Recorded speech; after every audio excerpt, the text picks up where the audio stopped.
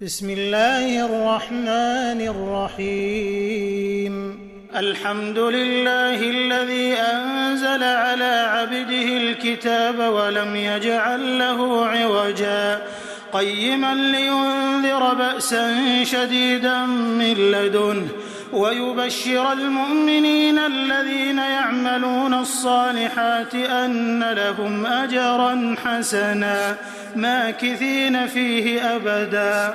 وينذر الذين قالوا اتخذ الله ولدا ما لهم به من علم ولا لآبائهم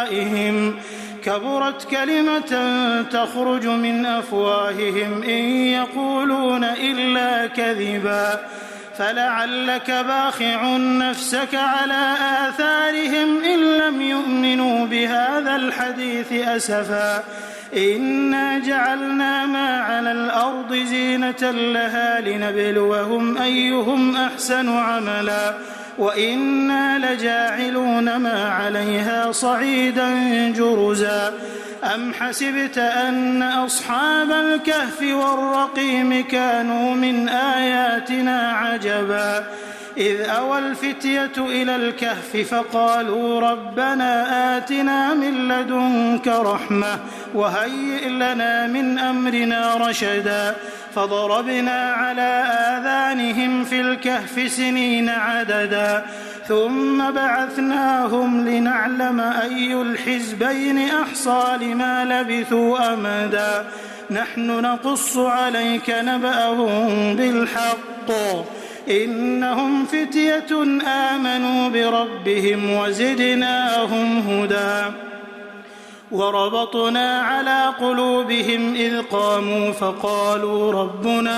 فقالوا ربنا رب السماوات والأرض لن ندعو من دونه إلها لقد قلنا إذا شططا هؤلاء قومنا اتخذوا من دونه آلهة لولا يأتون عليهم بسلطان بين فمن أظلم ممن افترى على الله كذبا وإذ اعتزلتموهم وما يعبدون إلا الله فأووا إلى الكهف ينشر لكم ربكم من رحمته ويهيئ لكم من أمركم مرفقا وترى الشمس إذا طلعت تزاور عن كهفهم ذات اليمين وإذا غربت تقرضهم ذات الشمال وهم في فجوة منه ذلك من آيات الله من يهد الله فهو المهتد ومن يضلل فلن تجد له وليا مرشدا وتحسبهم أيقاظا وهم رقود ونقلبهم ذات اليمين وذات الشمال وكلبهم باسط ذراعيه بالوصيد لو اطلعت عليهم لوليت منهم فرارا ولملئت منهم رعبا وكذلك بعثناهم ليتساءلوا بينهم قال قائل منهم كم لبثتم قالوا لبثنا يوما أو بعض يوم قالوا ربكم أعلم بما لبثتم فابعثوا أحدكم بورقكم هذه إلى المدينة فلينظر أيها أزكى طعاما فليأتكم برزق منه وليتلطف ولا يشعرن بكم أحدا إنهم إن يظهروا عليكم يرجموكم أو يعيدوكم في ملتهم ولن تفلحوا إذا أبدا وكذلك أعثرنا عليهم ليعلموا أن وعد الله حق وأن الساعة لا ريب فيها إذ يتنازعون بينهم أمرهم فقالوا بنوا عليهم بنيانا ربهم أعلم بهم قال الذين غلبوا على أمرهم لنتخذن عليهم مسجدا سيقولون 3 رابعهم كلبهم ويقولون 5 سادسهم كلبهم رجما بالغيب ويقولون 7 وثامنهم كلبهم قل ربي أعلم بعدتهم ما يعلمهم إلا قليل فلا تمار فيهم إلا مراء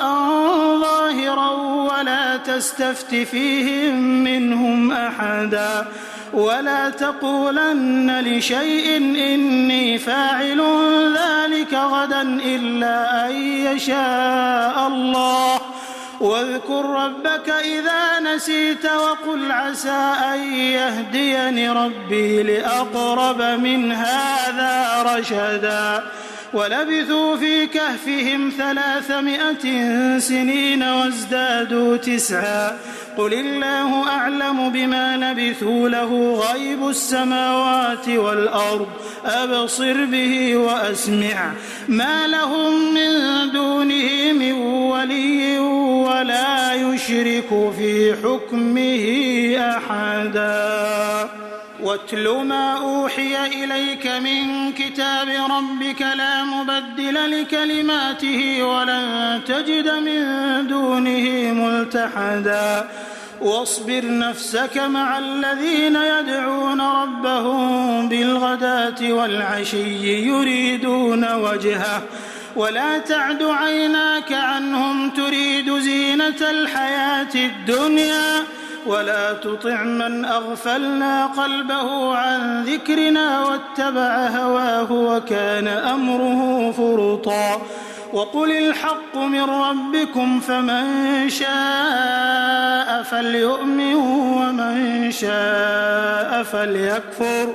إنا أعتدنا للظالمين نارا أحاط بهم سرادقها وإن يستغيثوا يغاثوا بماء كالمهل يشوي الوجوه بئس الشراب وساءت مرتفقا إن الذين آمنوا وعملوا الصالحات إنا لا نضيع أجر من أحسن عملا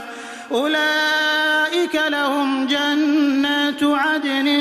تجري من تحتهم الأنهار يحلون فيها من أساور من ذهب ويلبسون ثيابا خضرا من سندس وإستبرق متكئين فيها على الأرائك نعم الثواب وحسنت مرتفقا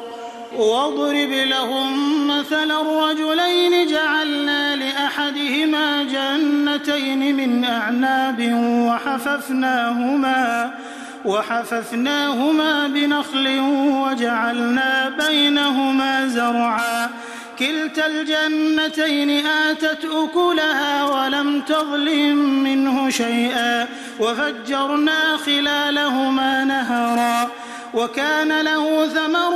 فقال لصاحبه وهو يحاوره أنا أكثر منك مالا وأعز نفرا ودخل جنته وهو ظالم لنفسه قال ما أظن أن تبيد هذه أبدا وما أظن الساعة قائمة ولئن رددت إلى ربي لأجدن خيرا منها منقلبا قال له صاحبه وهو يحاوره أكفرت بالذي خلقك من تراب ثم من نطفة ثم سواك رجلا لكن هو الله ربي ولا أشرك بربي أحدا لكن هو الله ربي ولا أشرك بربي أحدا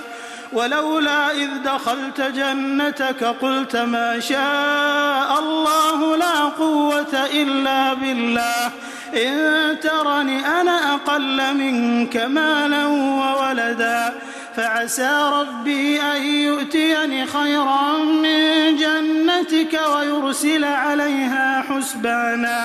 ويرسل عليها حسبانا من السماء فتصبح صعيدا زلقا أو يصبح ماؤها غورا فلن تستطيع له طلبا وأحيط بثمره فأصبح يقلب كفيه على ما أنفق فيها وهي خاوية على عروشها ويقول يا ليتني لم أشرك بربي أحدا ولم تكن له فئة ينصرونه من دون الله وما كان منتصرا هنالك الولاية لله الحق هو خير ثوابا وخير عقبا واضرب لهم مثل الحياة الدنيا كماء أنزلناه من السماء فاختلط به نبات الأرض فأصبح هشيما تذروه الرياح وكان الله على كل شيء مقتدرا المال والبنون زينة الحياة الدنيا والباقيات الصالحات خير عند ربك ثوابا وخير أملا ويوم نسير الجبال وترى الأرض بارزة وحشرناهم فلم نغادر منهم أحدا وعرضوا على ربك صفا لقد جئتمونا كما خلقناكم أول مرة بل زعمتم أن لن نجعل لكم موعدا ووضع الكتاب فترى المجرمين مشفقين مما فيه ويقولون يا ويلتنا ما لهذا الكتاب لا يغادر صغيرة ولا كبيرة إلا أحصاها ووجدوا ما عملوا حاضرا ولا يظلم ربك أحدا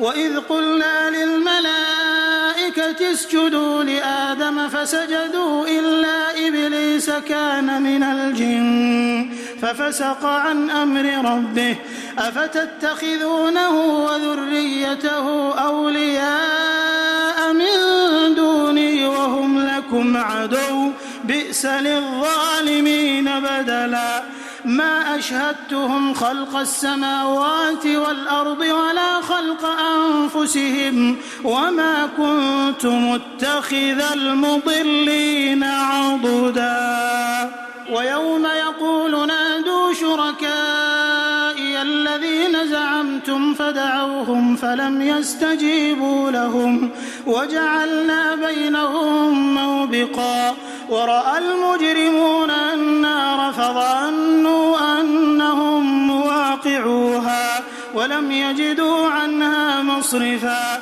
ولقد صرفنا في هذا القرآن للناس من كل مثل وكان الإنسان أكثر شيء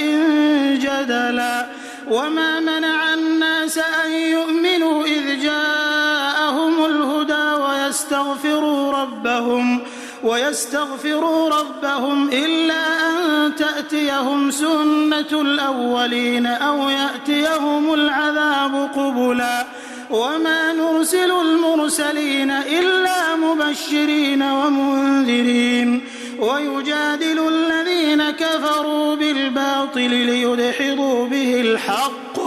واتخذوا آياتي وما أنذروا هزوا ومن أظلم ممن ذكر بآيات ربه فأعرض عنها ونسي ما قدمت يداه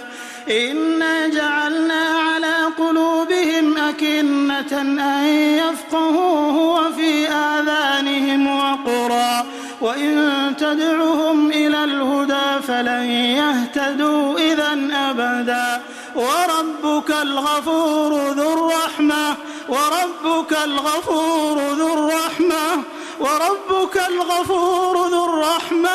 لو يؤاخذهم بما كسبوا لعجل لهم العذاب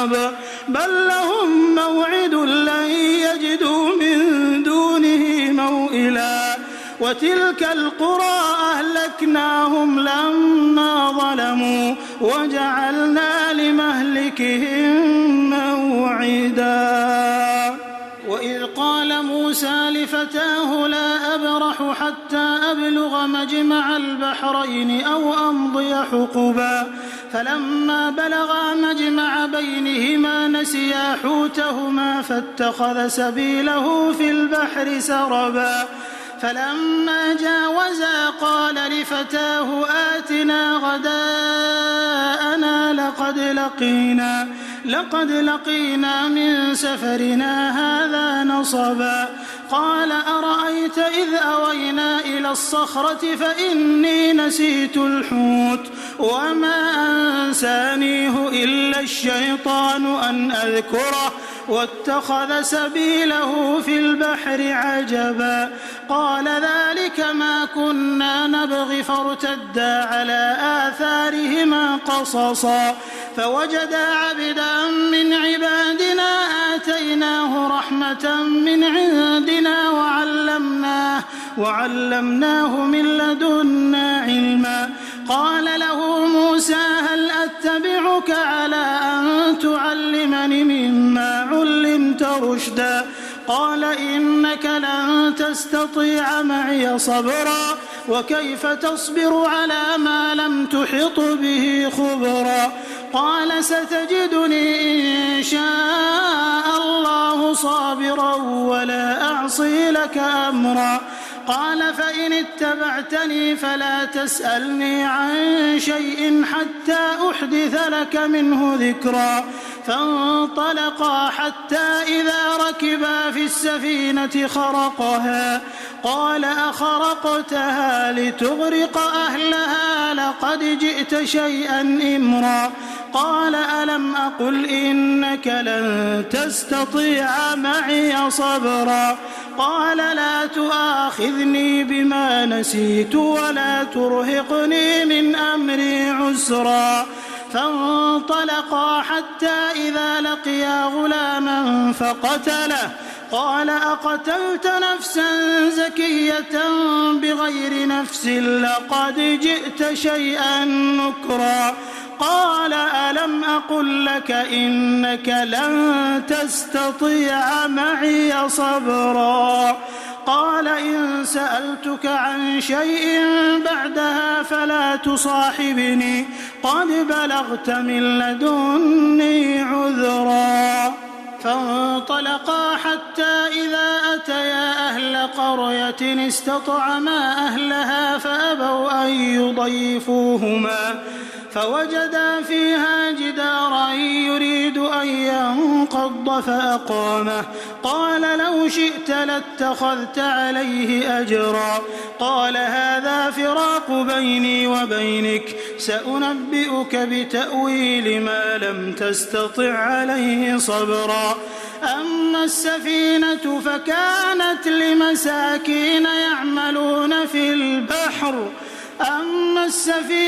فكانت لمساكين يعملون في البحر فأردت أن أعيبها وكان وراءهم ملك يأخذ كل سفينة غصبا وأما الغلام فكان أبواه مؤمنين فخشينا أن يرهقهما طغيانا وكفرا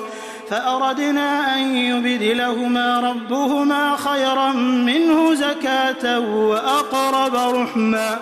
وأما الجدار فكان لغلامين يتيمين في المدينة وكان تحته كنز لهما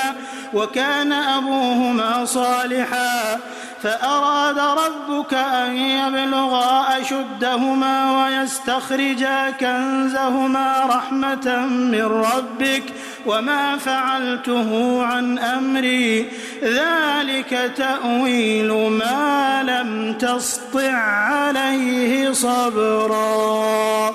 ويسألونك عن ذي القرنين قل سأتلو عليكم منه ذكرا إنا مكنا له في الأرض وآتيناه من كل شيء سببا فأتبع سببا